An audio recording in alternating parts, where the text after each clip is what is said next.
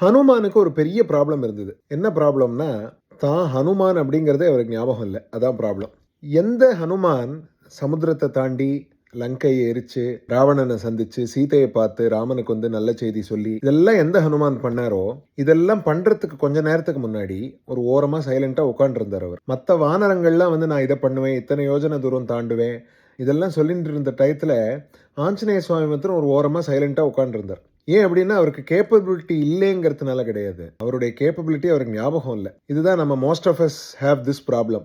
நம்ம கேப்பபிள் இல்லைன்னு நம்மளே நினச்சிக்கிறோம். Because we are not aware of our own capabilities. So நம்ம புராணங்கள்லையும் இதிகாசத்துலையும் இப்படி ஒரு கதையை ஏன் வச்சிருக்கா நம்ம என்னைக்காவது யோசிச்சு பார்த்துருக்கோமோ?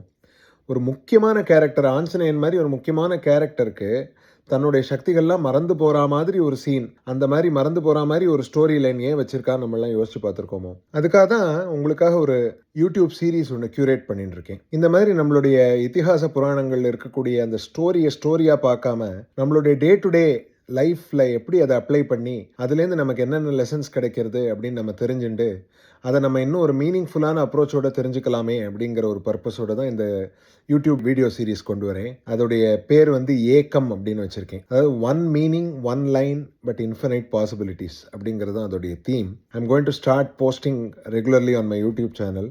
ஸோ நீங்கள் எல்லோரும் சப்ஸ்கிரைப் பண்ணி அந்த சீரீஸோட ஃபுல்லஸ்ட் பெனிஃபிட்டை நீங்கள் எல்லோரும் அடையணும்னு கேட்டுக்கிறேன். நமஸ்காரம். தேங்க்யூ.